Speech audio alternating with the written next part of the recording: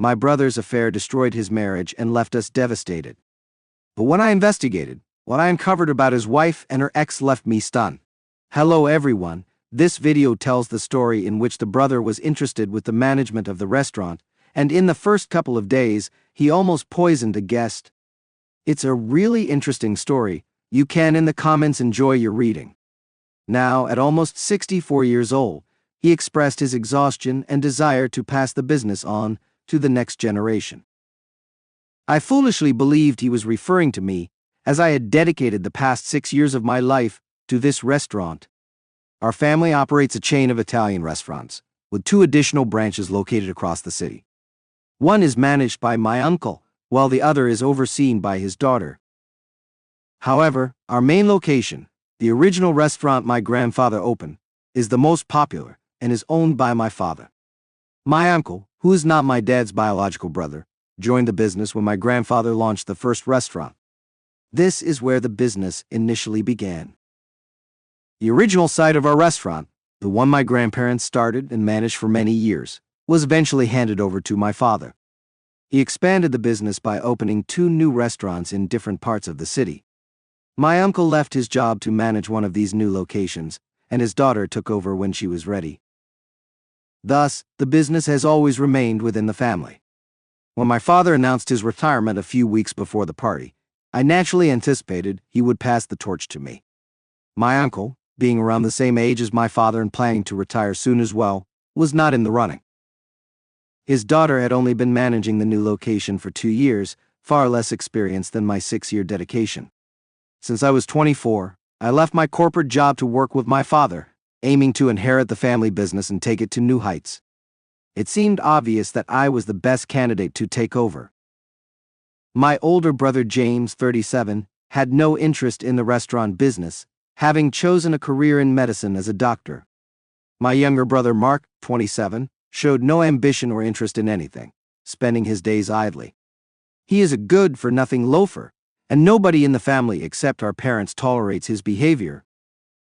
While I have no issue with his lack of direction, his attitude is infuriating. Despite achieving nothing, he acts entitled, believing he deserves the best of everything. Our parents enable this behavior, shutting down any attempts by James and me to address it, by insisting he needs encouragement to find his path. On the day of my father's retirement party, he blindsided me by announcing that Mark would be inheriting the business. I was shocked. It never occurred to me to demand written confirmation, because I assumed it was understood that I would be the one to take over. Mark, who had never shown any interest or dedication, was now the heir to our family's legacy. It was a slap in the face. As expected, Mark's lack of experience quickly led to disaster. Less than 2 months into managing the restaurant, he nearly caused a customer with severe allergies to be hospitalized. The incident made headlines, damaging our restaurant's reputation.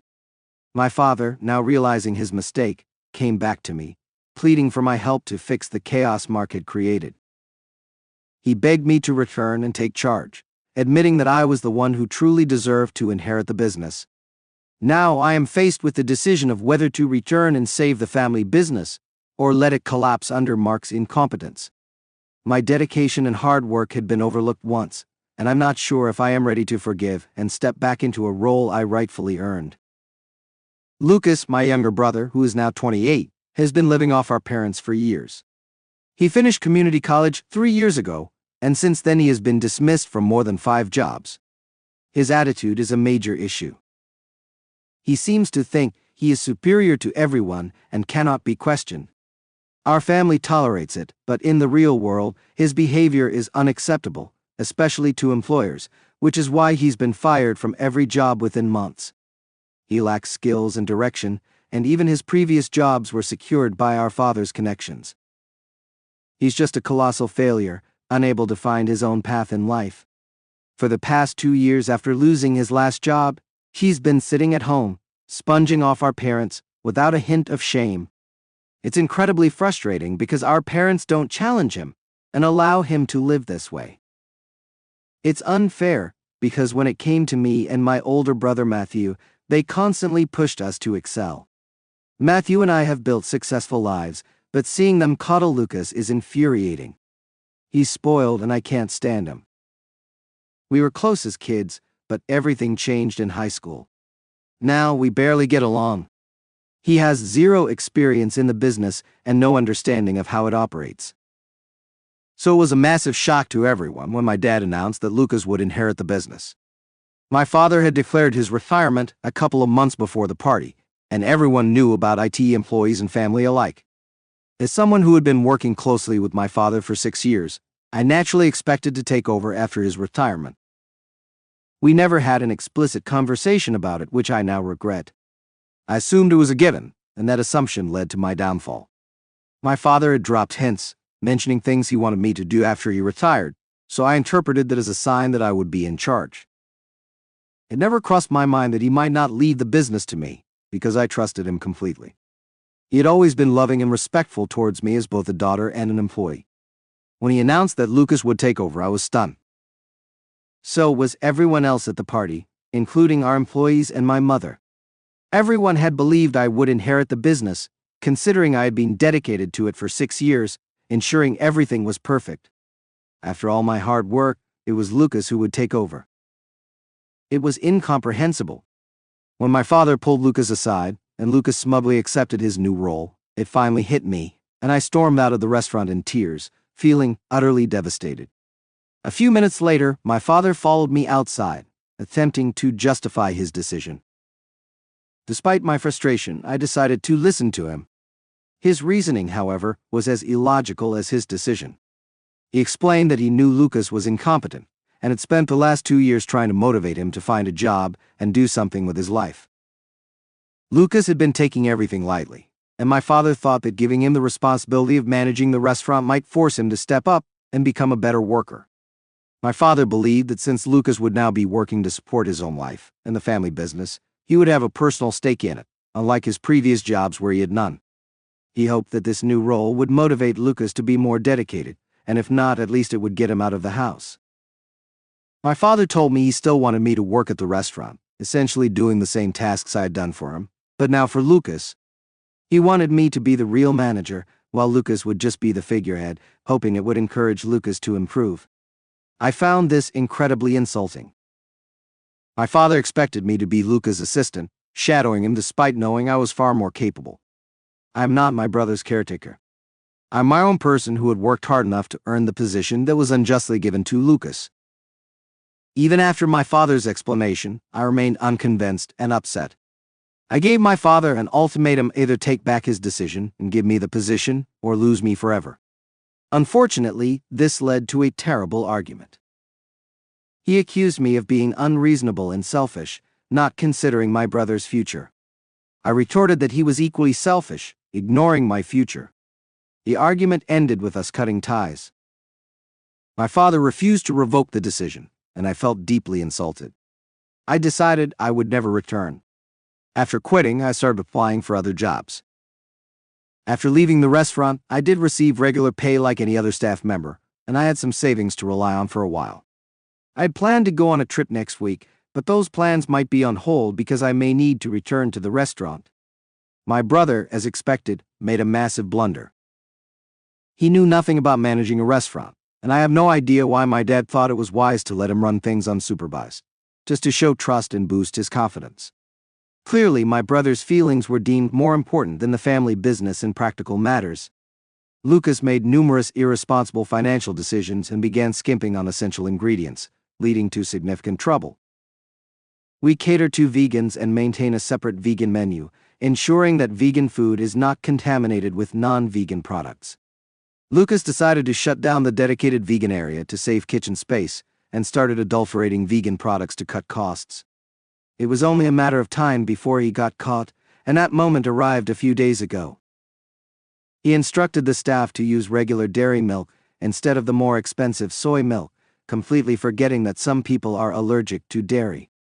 Predictably, someone ordered a milk-based dessert, specifically requesting soy milk or another dairy-free alternative.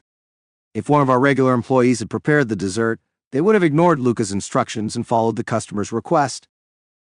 Unfortunately, Lucas had hired a new, inexperienced employee and tasked him with reporting anyone who didn't follow his orders. This new hire, following Lucas' strict instructions, ignored the customer's request and used regular dairy milk, doing a poor job of it. The customer had a severe allergic reaction and is now threatening to sue the restaurant. My father called me that evening, clearly panicking, and explained the situation. He told me he had fired Lucas immediately upon discovering his actions and now wanted me to come back and take over the position I had originally wanted.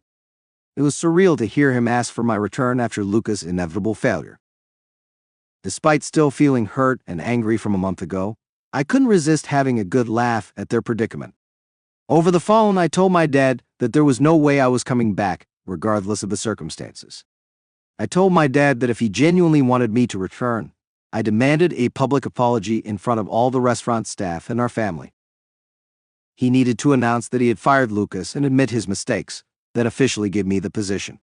I didn't think I was asking for too much, given the public humiliation I endured at the retirement party. I was deeply hurt by his actions, and now that he needed me, I wanted him to fix the situation. However, my mom thought it was excessive, and my dad refused on the phone. He argued that the business was as much mine as his, and while he might have made a mistake, my demands were unreasonable and degrading. Was I wrong for insisting on a public apology from my father if he wanted me to rejoin the family business after choosing my brother over me? Update 1. Hey everyone, I want to start by thanking all of you who took the time to comment on my original post and offer advice and support. Your concern means a lot to me, and I truly appreciate it. Now, on to my decision. After taking a few days to think it over, I've decided to return to the business. It wasn't an easy choice because I had to swallow my pride, but I've invested 6 years of my life in that place. Regardless of everything, I still want to be the one to take the business forward. I don't want to see it shut down, especially since my dad won't be around forever. My older brother James has no interest in it, as I mentioned before, and Lucas is obviously neither capable nor competent enough to manage anything, let alone a business of this magnitude. So it has to be me. I also spoke to my uncle and cousin from the other 2 locations, and they agreed that I should come back. They believe it's rightfully mine, and if my father is asking me to return, I need to put our past issues behind us and come back because the restaurant is my passion. I don't want to see it fail, yet. Honestly, I would have preferred a public apology from my dad, but I don't want to create a spectacle and gloat about being right about Lucas. That won't bring me any joy compared to the satisfaction of seeing our restaurant succeed. I've decided to pick my battles and let this one go for my own good. I spoke to my dad this morning, and it was a very formal and brief conversation. We've decided to set aside our past differences and focus on the current crisis. We've arranged a meeting with our lawyers and the customer who had the allergic reaction to negotiate and reach an out-of-court settlement. She's been posting about the incident on social media relentlessly. So far, we've been lucky that she hasn't gained much traction, but that won't last, and we need to address this before it gets out of hand. Yesterday, I met my father in person for the first time in a long while. We met before our meeting with the customer to discuss everything with our lawyer one final time. It felt strange seeing him after so long. Before this incident, I used to see my dad almost every day for 5 years, and I hadn't realized how much I missed him until we finally met in person. We didn't talk much because our lawyer did most of the talking, and we had to focus on the important matters at hand. It was clear that there were many unresolved issues between us, but it wasn't the right time to address them. He hasn't properly apologized to me yet, nor has he mentioned the incident from a month ago, but our interaction was cordial and civil. Given this was our first face-to-face meeting since our big fight, I expected it to be awkward, but it wasn't, and I'm grateful for that. After the meeting, he invited me to come home to see my mom, as it had been a long time since I last visited. However, I had to decline because I had already committed to attending a friend's engagement party that evening. I also asked him if Lucas was still living at home, and my dad told me that Lucas had moved out shortly after being fired. I was curious about where Lucas was living and how it happened, but my dad didn't offer any more details, making it clear he didn't want to discuss it further. I later spoke to James, who confirmed that Lucas had moved out a few days after being fired, but he didn't know if it was Lucas's choice or if our parents had asked him to leave. This situation remains unclear, and I plan to talk to my dad about it later to understand what's going on. The meeting with the customer went better than expected. Given the serious breach of ethical standards, I assumed it would be rough. What happened was unacceptable and wouldn't have occurred if my dad or I had been in charge. The customer was reasonable and explained that the reason she had threatened to sue and complain so much on social media was because, even after the incident, the manager insisted that it was her fault for not specifying her dairy allergy and not mentioning she wanted soy milk. This blame shifting made her agitated, as she knew it wasn't her fault. We realized how foolish Lucas had been when we learned the full story. The customer had initially refused to discuss the matter without her lawyer, and on her social media posts, she mentioned the management's behavior without going into detail, fearing a defamation lawsuit from Lucas, who had been contacting her to take down her posts and accusing her of lying. He even threatened to sue her, which is why she hadn't provided more details publicly. The waiter who took her order was scared of losing his job, so he sided with Lucas, and I don't blame him for it. These are people who need their jobs to support themselves, and Lucas had created an environment of fear and mistrust. The new employee Lucas had hired was never going to turn against him, so he claimed that the customer never mentioned soy milk or any dairy alternatives. He insisted the customer was fabricating the story to defame us, likely hoping to get some compensation. We assured the customer that the person responsible had been terminated, and we were now in charge, promising to ensure that such an incident would never happen again. Thankfully, we reached a settlement, and she agreed to take down her posts and let the matter go. Although we lost a significant amount of money, we managed to clean up the mess Lucas had created, allowing my dad and me to finally breathe a sigh of relief. Update 3: We decided that as a family, we need to spend more time together. I had a heartfelt conversation with my dad a couple of weeks ago about working at the restaurant again. He and my mother expressed their regret for the way they treated me and James. They admitted that they always viewed Lucas as the weakest link among us and wanted to uplift him to our level, but in doing so, they probably inflated his ego beyond repair. When my father fired him, it hurt his pride, and Lucas decided to move out, cutting off communication with everyone. However, my dad managed to gather information from a few people and found out that Lucas is currently living with a friend and working at a local video game store. At least he's doing something and trying to get by on his own, which is a positive step for him. Our family, including James and his wife, now gets together for dinner every weekend. Although Lucas has been invited several times, he has refused to respond, which is his personal choice. It doesn't bother me since I have no interest in interacting with him. I wish him well, but prefer to keep my distance. Spending more time with my family has been wonderful, and my father and I are finally returning to a place of normalcy. I love it. Life has been pretty great recently, and I have no complaints. I'm finally doing what I love and building something I believe in. I couldn't ask for more, and being back on good terms with my family is the icing on the cake. I think that's pretty much all anyone needs to be happy. Update: for a few months after I rejoined the restaurant, things started to stabilize. We implemented new policies to prevent any more disasters like the one Lucas caused. Customer satisfaction improved, and our reputation began to recover. The restaurant was bustling again, and I was more determined than ever to make it thrive. One evening while closing up, I received an unexpected call from Lucas.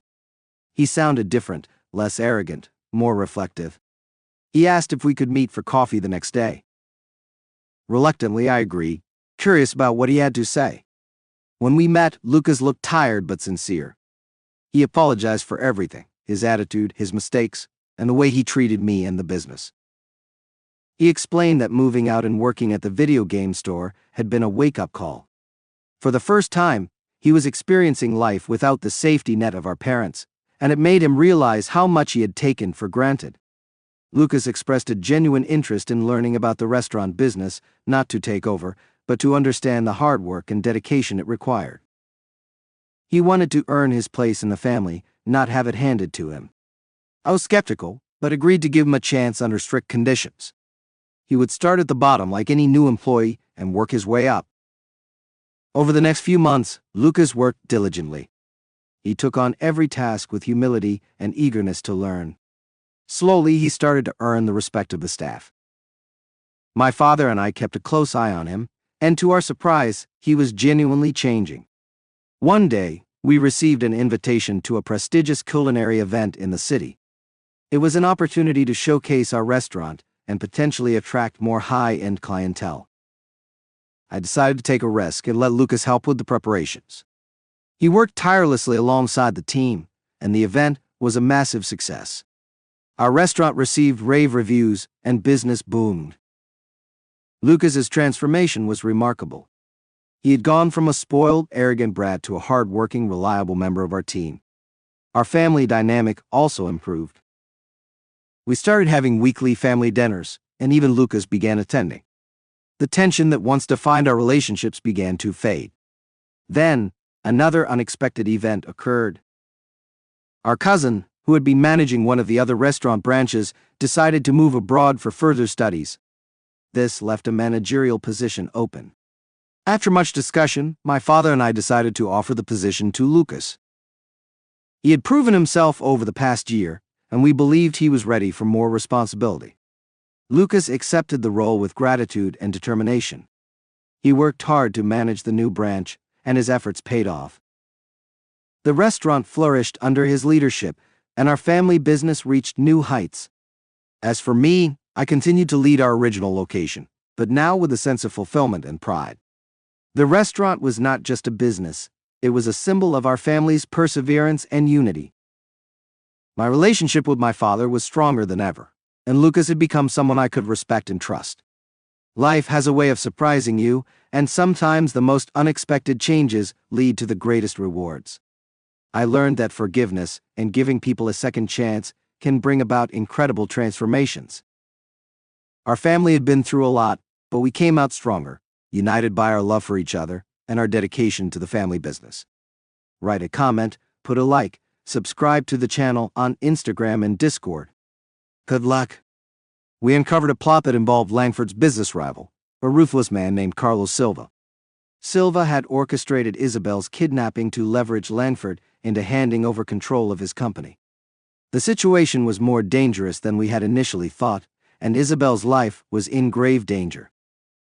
We decided to confront Langford with our findings. He was furious, but had no choice but to cooperate if he wanted to save his wife. We devised a plan to rescue Isabel and expose Silva's operations. The rescue mission was fraught with danger. Silva had anticipated our move and set a trap.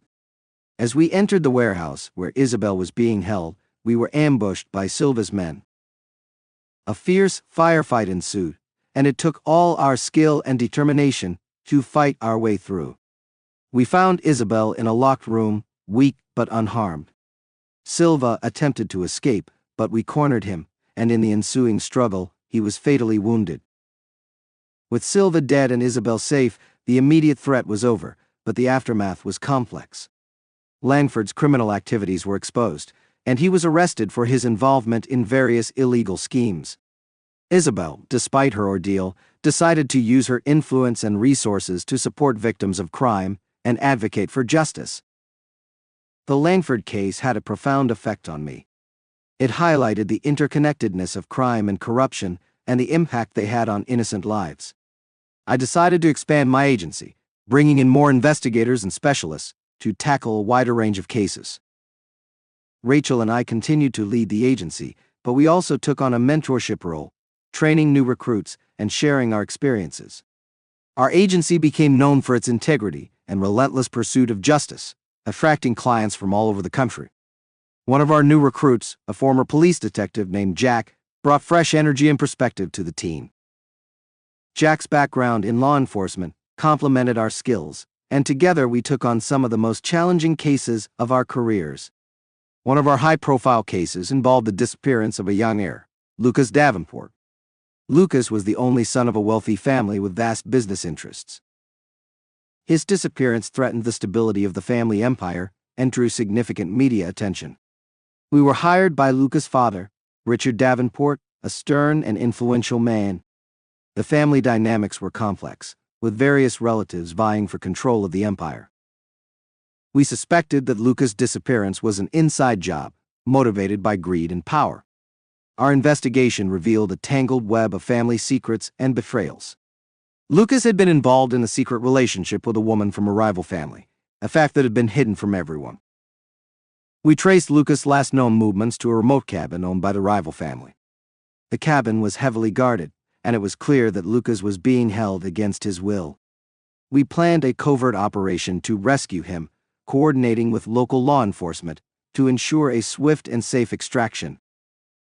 The rescue was successful, and Lucas was reunited with his family. However, the fallout from the case was significant. The rivalry between the Davenport family and their rivals intensified, leading to a series of legal battles and public scandals. Through it all, Lucas remained resilient. He decided to take control of his destiny, stepping away from the family business to pursue a career in social work, inspired by the people who had helped him during his ordeal. As our reputation grew, so did the scope of our cases. We were approached by international clients, and our investigations took us across borders. From cybercrimes in Europe to kidnapping rings in South America, we tackled global challenges with the same determination and integrity that defined our work. One of our most complex cases involved an international art theft ring. Priceless artworks were being stolen and sold on the black market, and the trail led us through several countries, uncovering a network of thieves, dealers, and corrupt officials. Our investigation required close collaboration with international law enforcement agencies and local authorities. We faced numerous obstacles, from language barriers to differing legal systems, but our persistence paid off. We discovered that the mastermind behind the thefts was a brilliant but elusive figure known only as the Maestro. Tracking the Maestro became an obsession, as we followed leads and pieced together clues from various heists. Our efforts culminated in a dramatic sting operation at an exclusive auction house, where the Maestro planned to sell a stolen masterpiece. With the help of our international partners, we apprehended the Maestro and recovered the stolen artworks. The case received widespread acclaim, and our agency's profile rose even higher. The experience reinforced the importance of international cooperation in fighting crime and protecting cultural heritage. Despite our successes, the toll of the work was significant. The constant danger and high stakes took a physical and emotional toll on all of us. I found myself struggling with the weight of the responsibility and the relentless pursuit of justice. Rachel, ever perceptive, noticed my struggles and suggested I take some time off to recharge. Reluctantly, I agreed, knowing that the agency was in capable hands with Rachel and our team. I retreated to a small cabin in the mountains, seeking solace and reflection. The tranquility of nature provided a much-needed respite, and I spent my days hiking, reading, and simply being. During this time, I reconnected with old friends and made new ones, including a local artist named Elena. Elena's art was a reflection of her vibrant spirit, and her presence brought a sense of joy and renewal to my life. My time in the mountains helped me find balance and perspective. I realized that while my work was important, it was equally important to take care of myself and cherish the relationships that mattered most. I returned to the agency with renewed energy and a clear sense of purpose. Rachel and I continued our work, but we also made time for our personal lives, ensuring that we didn't lose ourselves in the pursuit of justice. Elena became an integral part of my life, and her creativity and passion inspired me in new ways. Together, we explored the world, blending our professional and personal lives in a harmonious balance. As the years passed, our agency continued to grow and evolve. We took on new challenges and adapted to the changing landscape of crime and justice. Our legacy was built on integrity, determination, and the unwavering belief in the power of truth. Through it all, the memory of Tom remained a guiding force. His loss had set me on this path, and his spirit lived on in every case we solved and every life we touched. My story is one of perseverance and resilience, a testament to the strength of the human spirit and the enduring quest for justice. It is a story that continues to unfold, with new chapters waiting to be written and new challenges to be faced. And so, my journey goes on, driven by the same principles that have always guided me: truth, justice, and the unbreakable bond of family.